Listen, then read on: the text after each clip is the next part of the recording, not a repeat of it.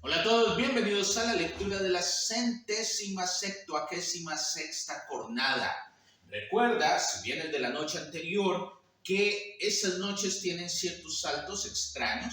No te has pasado la noche 173, 174 y 175, sino que pasa, en este caso, directamente de la 172 a la 176.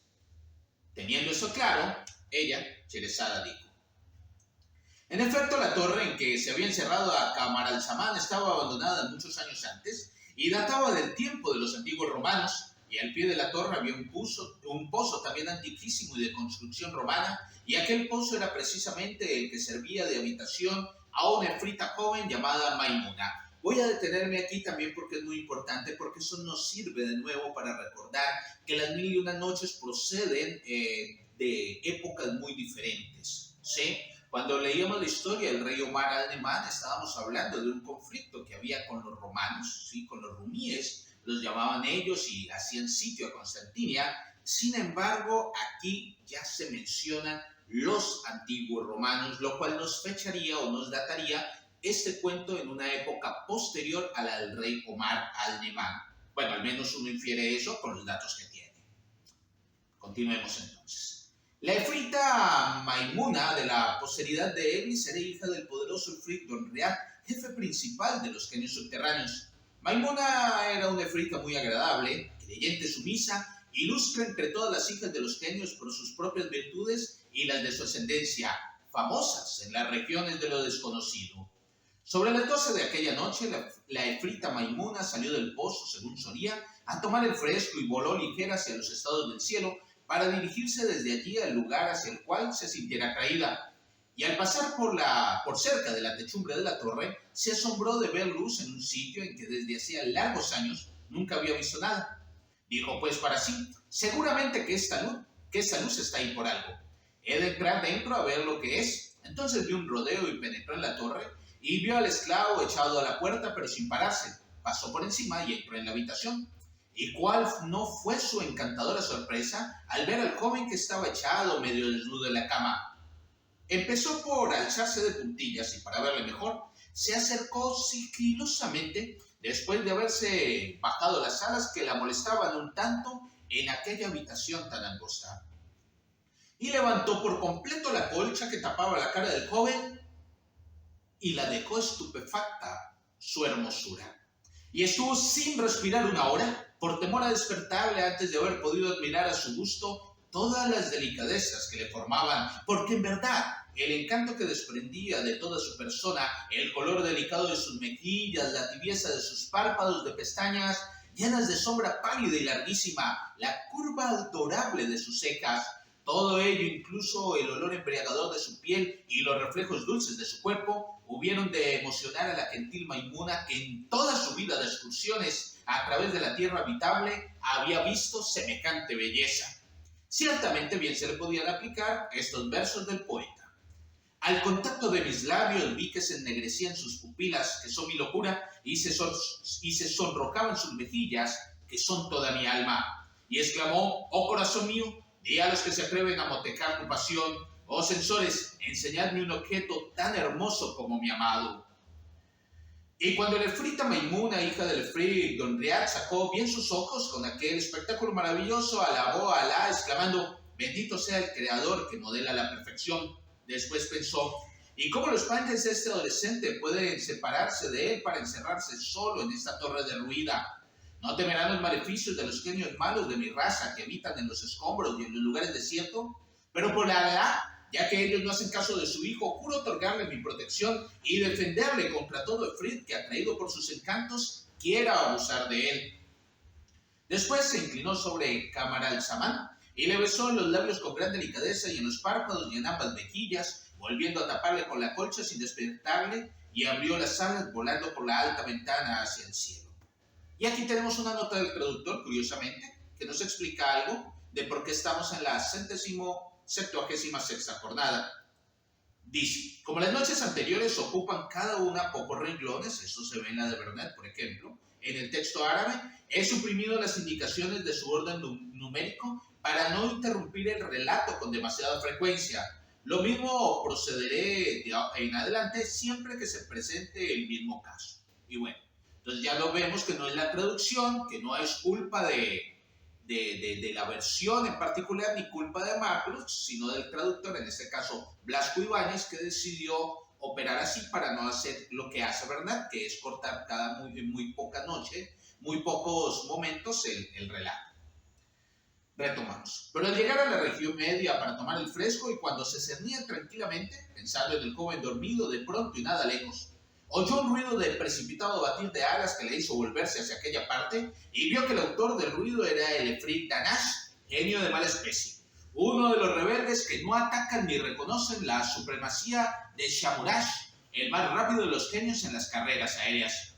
Cuando Maimuna vio al mal Danash, temió que el bribón vislumbrase la claridad de la torre y perpetrase allí cualquier fechoría, por lo que se arrojó sobre él con un ímpetu semejante al del gavilán e iba a alcanzarle y agredirle cuando Danash le hizo una seña de que se rendía a discreción y le dijo temblando de miedo: «Oh poderosa Maimuna, hija del rey de los genios, te conjuro, por el nombre augusto y por el talismán sagrado del sello de Solimán, a que no uses de tu poder para hacerme daño. Y por mi parte te prometo no hacer nada reprensible». Entonces Maimuna dijo a Danash: «Hijo de Shamurash, así sea, me avengo a perdonarte, pero apresúrate a decirme de dónde vienes a estas horas, qué haces ahí y a dónde piensas ir. Y sobre todo, sé verídico en tus palabras, oh Danash, pues si no, estoy dispuesta a arrancarte las plumas de las alas con mis manos, a desollarte y a romperte los huesos para precipitarte después como una masa. No creas poder librarte con una mentira, oh Danash». Entonces el Efrit dijo: «Oh mi dueña Maimuna, sabe que en este momento me has encontrado muy a propósito para oír cualquier cosa completamente extraordinaria, pero prométeme siquiera dejarme en paz si satisfago tu deseo y darme un salvoconducto que en adelante me resguarde de la mala voluntad de todos los genios, mis enemigos del aire, el mar y la tierra, ya que eres la hija del rey de todos nosotros, Don Día el Formidable». Así habló el Efrit Danash, hijo del rápido Shamurash. Entonces Maimuna, hija de Don Riad, dijo: «Te lo prometo por la quema grabada con el sello de Soleiman Ben Daud sobre entrambos la oración y la paz, pero habla, por fin, pues presiento que tu aventura es muy extraña».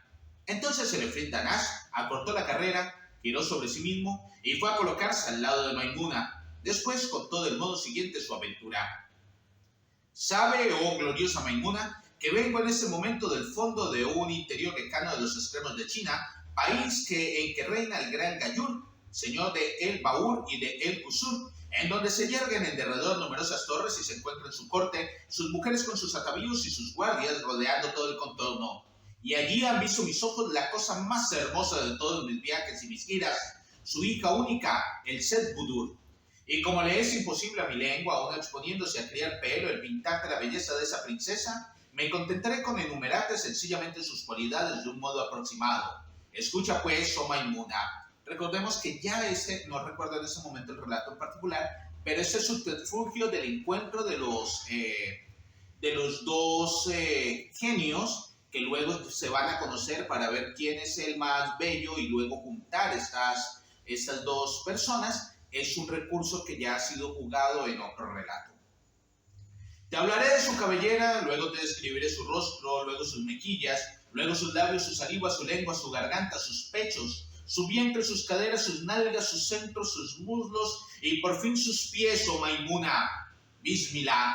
Oh, su cabellera, señora mía, es tan oscura que resulta más negra que la separación de los amigos, y cuando se reparten 3 trenzas que descienden hasta sus pies, creo ver 3 noches a un tiempo. Y su rostro es tan blanco como el día en que se encuentran los amigos. Si lo miro en el momento de brillar la luna llena, veo 2 lunas a la vez. Sus mejillas están formadas por una anémona dividida en 2 corolas, sus pómulos parecen la misma púrpura de los vinos y su nariz es más recta y más fina que una hoja de acero escogido. Sus labios son agata coloreada y coral, su lengua, cuando la mueve, segrega la elocuencia y su saliva es más deseable que el zumo de las uvas, apaga la sed más abrasadora. Tal es su boca, pero su seno, bendito sea el Creador, es una seducción viviente. Sostiene 2 pechos gemelos del marfil más puro, redondos y caben en los 5 dedos de la mano. Su vientre tiene hoyuelos llenos de sombra y colocados con tanta armonía como los caracteres árabes en el sello de un escriba copto de Egipto. Y ese vientre da nacimiento a una cintura elástica, ya alá y formada, pero, ¿y sus nalgas? Sus nalgas, me estremezco, son una masa tan pesada que obligan a su ama a sentarse cuando se levanta y a levantarse cuando se acuesta. Verdaderamente, oh dueña mía, no puedo darte idea de ella más que recurriendo a esos versos del poeta.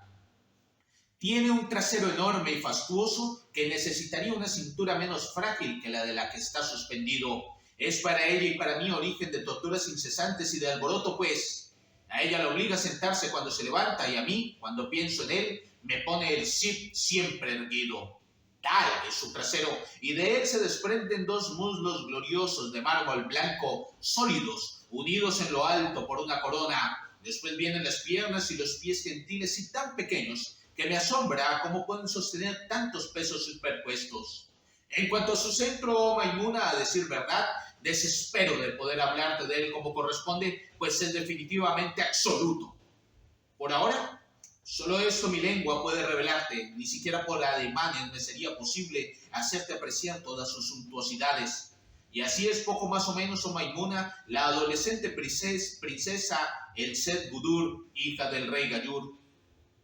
En ese momento de su narración, Sherezada vio aparecer la mañana y, como era discreta, aplazó la continuación para la siguiente noche, que será la 179ª jornada. Y así yo guardo silencio, no sin antes esperar que nos encontremos en ella. Muchas gracias.